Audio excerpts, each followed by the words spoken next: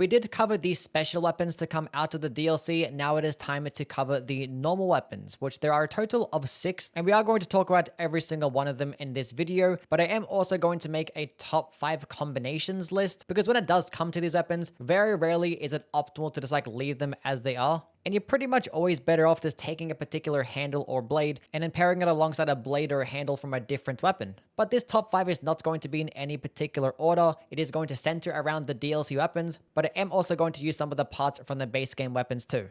Now to start off with, I want to talk about the VENDETTA, which this is a very interesting weapon because the handles is one of the best handles in the entire game. You can even argue it being the best one. And as for the blade, it's okay. It's not too bad at all. In terms of its damage, its Fable charge rate and pulse cell charge rate, they're kind of below average, but it does get some pretty good blocking in return. And does get a very decent Fable art as well that does buff the weapon with about 15% more damage for 20 seconds. And it does add a little bit of AoEs to your attacks as well, so it actually inherently gives you more stagger damage, which this is going to pair very well alongside those charged heavy attack builds. And the cool thing is you can actually gain this damage and AoE buff without the Fable art being active. Every single time that you block while the Fable art isn't active, it'll gain some more of these like special buff stacks. And if you gain 3 of these stacks, it'll give your charged heavy attack the exact same damage as you would if you had the Fable charge. Now this is just going to be for the charged heavy attack. It is not going to give that damage to the light attack. So this weapon is very much intended to be that charged heavy attack weapon.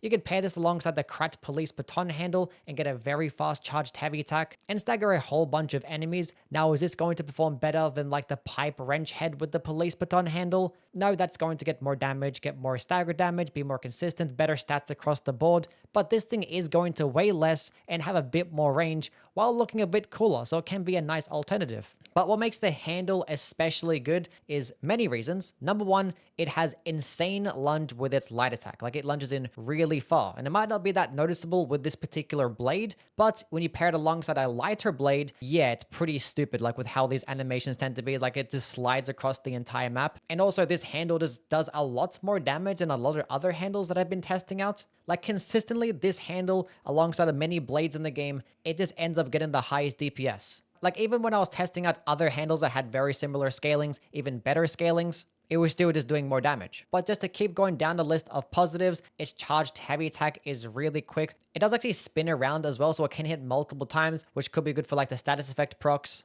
or just like more destruction damage. And it also has a very good Fable art Impatient Swing, which lets you hold onto it and fully charge it and do this very high damaging attack, which you can never go wrong with just like a hard hitting Fable art. So pairing this with almost any blade in the game could just do very well, but I think pairing it with a really light blade is going to make it better. And my choice is going to be the Tyrant Murderer's Dagger, because one, it is really light, so it's always going to have a faster moveset, does do some decent damage, but most importantly, it does get a critical rate of 30, meaning that 30% of the time you're going to be doing bonus damage. And this in combination with its Fable art grinds that increases the critical hit chance with the Satisfaction Grindstone and the Assassin's Amulet, almost every single hit that you land is pretty much going to be doing double damage. And in combination with the really fast and high damaging moveset and a Fable art to complement and a really quick charged heavy attack that hits multiple times that could actually proc these critical hits even further, you can see why this particular build or loadout is really, really good. Like the only trade-off that you do have to keep in mind is that you are going to be blocking with a dagger as well, and the guarding is not going to be that good at all. But the trade-off for a light weapon means that it's going to be faster and actually consume a lot less stamina. Next, I want to touch on the ARCHE'S Guardian or the ARCHE'S Guardian, whatever it's called, which yes, this thing is very reminiscent of Luxarcia's weapon. Now, I am going to make builds around both, but I do want to touch on just the handle for now, which this is an advanced based handle. It does offer some nice horizontal swiping light attacks, which is okay, but it does get a very unique heavy attack and running heavy attack in that it results in this little bit of an AoE shockwave. And when you have the heavy attack fully charged, it actually turns it into a projectile attack, which is amazing because that means you have access to a projectile attack without having to consume any items or any Fable charge or Legion. And best of all yet, it's going to be doing electric damage and actually can proc the electric shock status effect too, which is extremely unique because if you were to try and proc status effects, it would only have to be on the blade and not the handle. But having it be on the handle, it means you actually can use multiple status effects at once. You could have this handle paired alongside like a fire or an acidic based blade, and when you spam the heavy attacks, you could potentially proc both at once. Now I have tried this out and it isn't really optimal because the heavy attacks are slow. It's going to take a while to be able to proc that second status effect outside of the shock, but this does get an advanced based scaling, so pairing it alongside those elemental blades anyway is still going to do well. But one other downside of the heavy attack that I haven't mentioned yet is that it doesn't really get good destruction or stagger damage. It pretty much gets just as much stagger as like a dagger handle, which is kind of unfortunate, especially due to how slow it can be. But obviously the trade-off is that you can get a projectile attack. So if I were to try and build around this particular handle, I would like to pair it alongside a heavier type of weapon that can actually make the projectile do good damage while actually outputting some decent stagger. Because yeah, the projectile attack also does scale with your blade and not just off the advanced stat. And I did lots of different testing, and it ended up resulting to using the MJOLNIR head, which yes, definitely fits thematically speaking, because you do get to cosplay as Thor, and it looks very badass. But this particular head does do some decent stagger damage, and it makes this projectile attack just do pretty good damage in general. Like even when I was comparing this damage to like the heaviest of blades and even like the elemental based blades, this one kind of always just came out on top. And this head does get some pretty good stats. It gets very good blocking as well, but there obviously are going to be some downsides. One is going to be the range. Two is that the weapon doesn't come innately with electric. It is just going to be pure physical damage, but that means that you can buff the weapon too. So if you can pair it alongside an electric grindstone, or you could use the Fable Art, which this Fable Art in Thunderstrike is like this hard-hitting downward slam AoE attack that does ridiculous amount of damage, does do electric blitz damage, and it also buffs your weapon with electric blitz for the next 20 seconds afterwards. Now, unfortunately, with this handle, the range is going to be pretty poor, and it does consume 3 Fable slots. So I would only use this if you know you're going to land it and against these enemies that don't really like to move around as much or are going to be at a further distance. But if you do fight those enemies at a further distance, that is where the handle Fable Art is going to come into play, because this actually is a projectile lightning attack. It does consume a lot of Fable the longer that you do hold on to it, but the damage is amazing. It can proc the status effect really well, and it is like some nice utility to have, just having that option of a projectile. Like, I don't think this is going to be the best combination in the entire game, and if you are going to go with like an advanced based build, you typically have like a weapon for fire damage, electric damage, and acid damage. And if this was going to be your primary electric based weapon, it could do very well, but do keep in mind you're not going to be able to proc the electric shock as quickly, being that your blade doesn't come innate with it, which I think is going to be the only downside of this particular build. But the fact that it is mainly doing physical damage means that it's good against every enemy no matter what, because you can buff it. The Puppets of the Future's Welder is another advanced weapon in this game, this one primarily doing your fire-based damage, and just like the ARCHE'S Guardian weapon, the handle of the weapon is actually what is going to be doing the elemental damage, which in this case is the fire, and the main blade is just going to be doing the physical damage. Now this weapon is extremely unique because when you do use the light attack, it does do this like fire projectile attack, which yes is mainly going to scale off the advanced stat, but it still does take into account what blade that you do have when it comes to the scaling of the weapon. Now the heavy attacks are just going to be regular pokes, there is no like fire attacks involved at all. And in terms of the Fable Arts, the blade does get this nice hard-hitting poking attack, and the handle does actually buff the weapon with a bunch more fire damage that gives it roughly around about 20% more damage to those light attacks. Now this particular blade I don't really care for much because the damage isn't really quite there and it is pretty heavy, and the only trade-off is that it does have a lot of range. And being that it is doing this really poor physical damage, it's not going to really synergize that well with an advanced based build either. So when I was testing out different types of blades, the elemental based ones were kind of the ones that always ended up coming out on top when it did come to the damage. Now the unfortunate part about this light attack is that it only hits with the fire-based projectile and not with the blade directly. So if you were to pair this alongside like an electric-based blade or an acid-based one, you can't proc both statuses with the same attack. You'd have to alternate between like the heavy attacks and the light attack. So a build that you could run would be alongside the acidic-based spearhead and then use the heavy attacks to proc the acid and then use the light attacks to proc the fire, which you can do pretty consistently because the acid-based head does have a buff that gives you a bunch more acid damage, and you can proc it pretty quickly just by spamming uncharged heavy attacks. And due to it being pretty light, the moveset's not going to be that slow either. And funnily enough, when you have the blade buffed, it also makes the light attacks proc the fire faster for some reason. I don't really know exactly why. And this same effect also does extend to the Salamander's Dagger. So if you have the Salamander Dagger with the Ignite Fable Art alongside the Fable Art of the Welder's handle, you can actually output a high amount of fire damage. Now, the downside of this dagger is that the range is not good because, yeah, this projectile attack, the range is still going to scale off the blade. And I think one of the major benefits of this weapon is going to be the fact that it has some nice range and some decent stun lock potential too, which with a dagger is going to do really well. But with this weapon, I feel like it would do a lot better with like a decent in-between. And I think the in-between is going to result to using the Black Steel Cutter. Because yes, this is another fire damaging weapon, but it has a lot more range. It's going to get more stagger damage. Now, it doesn't actually have a weapon buff like the Salamander Dagger, so there really isn't a way to increase the fire-based damage of the weapon. But the Fable Arts that this thing does have also complements it very well, because you always want to have that hard-hitting Fable Art just in case you fight those like mini bosses or those bosses that are really challenging and you just want to kill it pretty quickly. And even if you did want to use things like your heavy attacks or whatnot, they're still going to be doing fire damage and it's going to help proc the status a bit quicker. And I think the weapon performs very well. Like, this thing is a carcass melting machine. As I mentioned before, when you do have an advanced base build, you want to have one weapon for every single element. And honestly, I would recommend this to be your fire-based option.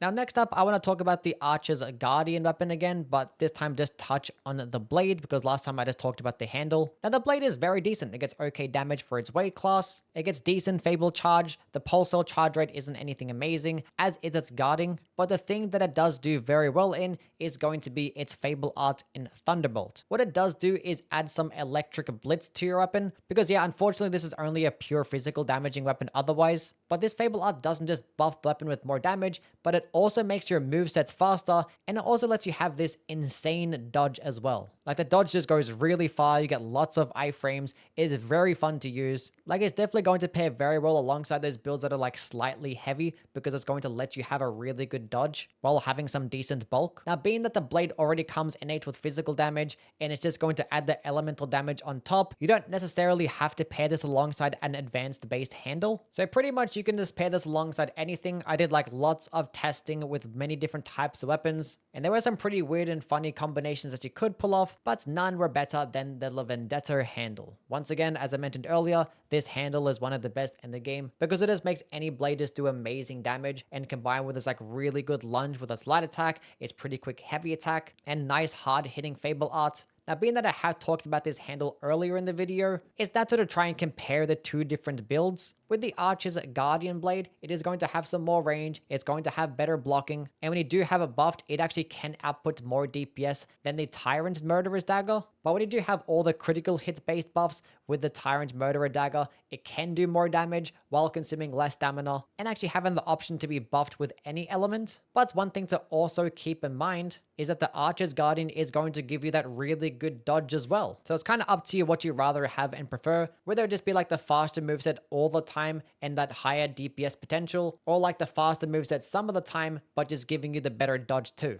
Now, the last weapon combination I want to talk about is going to involve the Silent Evangelist's Mace. This is another quality-based weapon with a slightly bit better motivity scaling, and both the head and the handle are very exceptional. The handle does have amazing range. The movesets cover these nice wide swipes that lunge in very far. Same thing can be said about the heavy attack too. It also gets a very hard-hitting Fable Art after you do block, because when you do block first and then use the Fable Art, it does do the exact same attack but just in a faster animation, but it also gives you a follow-up option, and this follow-up can just do ridiculous amounts of damage, and it can be one of the harder hitting Fable Arts in the game. And best of all yet, with this handle, it is extremely light. It only weighs 5 units, and you get this nice range with nice horizontal swipes. So you can pair this with many different types of blades in the game. You can use the bone cutting saw blade to get ridiculous range. You can pair it alongside elemental heads to get some status effects. Like, almost anything you slap onto this handle is going to do well. But for this combination I do want to touch on, it is going to involve the head, because I do consider it to be a bit more unique and interesting, because it does have this Fable Art that shoots out an acid-based attack. And it's actually extremely efficient too. For only one Fable charge, it shoots out 3 different AoEs. And these can do decent damage, they can stun lock well, and do a whole bunch of acid buildup. Now, the thing is, it's doing acid damage. And the handle of this weapon doesn't get an advanced base scaling. So if you actually wanted to maximize the damage and the buildup of this particular skill, you're going to need to pair it alongside an advanced base handle. And there are many different ways that you can go about this. If you want to have access to guard parry, you can use the black steel cutter handle. If you want it to be able to proc multiple status effects at once, then you can use the ARCHE'S Guardian handle or the Puppet of the Future Welder handle. If you wanted the best damage, then I would go with the Salamander's Dagger handle and then spam the uncharged heavy attacks. But what I am going to go use with this particular build is the Electric Coil Stick handle. Like, this handle is amazing for many reasons. It offers some decent range, pretty quick movesets, a really fast heavy attack, and a high damaging Fable art. And the fact that this head is doing some blunt damage, these like nice horizontal swipes can actually complement it nicely. As long as you just aren't using poking attacks with this particular head, then you're going to be fine. Like, when it does come to like a mix of damage and range, I think that the Electric Coil Stick handle just makes for the best pairing. Like, combining different elements can be pretty cool for some types of bosses, but the way I like to play around an advanced build, as I've been mentioning the entire video, is just having a weapon for every single element, and then there's like switch back and forth depending on like the engagements, like which area you're in, which boss you're going to fight. I feel like it's a lot more optimal that way instead.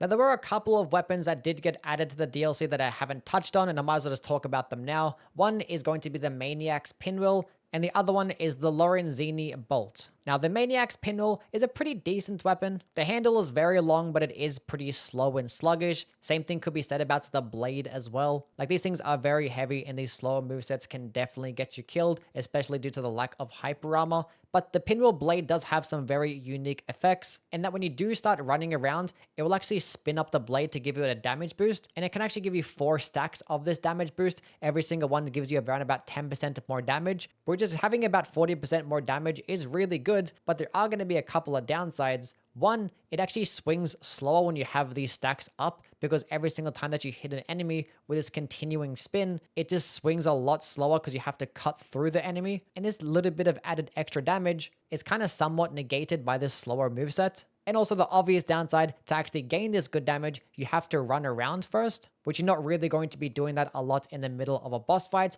but there are some different types of combinations that you could use that can help mitigate this, mainly being with the handles that do lunge in really far, because there are a handful of handles in the game that will actually proc the buff just by using the heavy attack. And I did do a lot of testing, and the Booster's Glaive handle was like the best pairing for this, because every single time you use the charged heavy attack, it gave you a ×2 to the buff. So if you wanted to build around this particular blade, this would be the handle I pair alongside with it. But when it does come to the LORENZINI Bolt, I don't really care about this one at all. I couldn't really figure out how to make a good build of this thing. If you guys figured it out, just let me know down in the comments. But yeah, when it does come to the blade, it's just not good at all. It has some pretty poor range, gets some pretty poor damage, and its Fable art is just not really that good, because it does actually serve as a projectile attack that does really bad damage. And you can fire off a whole bunch of shots in quick succession, but every single shot consumes a Fable charge. And if you shoot off 5 in a row, you're only really going to be doing just as much damage as like a couple of charged heavy attacks, while consuming 5 Fable slots, which is just not worth it by any means. And when it does come to the handle, it's really big, heavy, and slow. The damage is not going to be that amazing, but it does have like a couple of gimmicks alongside with it. One is going to be its heavy attack, because it can lunge in really far, but it kind of is just like a worse version of the Booster Glaive handle. And it does get this unique running heavy attack that you can infinitely hold on to as long as you do have stamina. But this particular attack is kind of hard to control, and I kind of struggle to find the actual application for this particular attack too. Like, I'm sure there's some like niche cases out there where this thing can be pretty good. Like, just like the regular running heavy attack can cover in some nice distance pretty quickly, but the damage just really isn't quite there.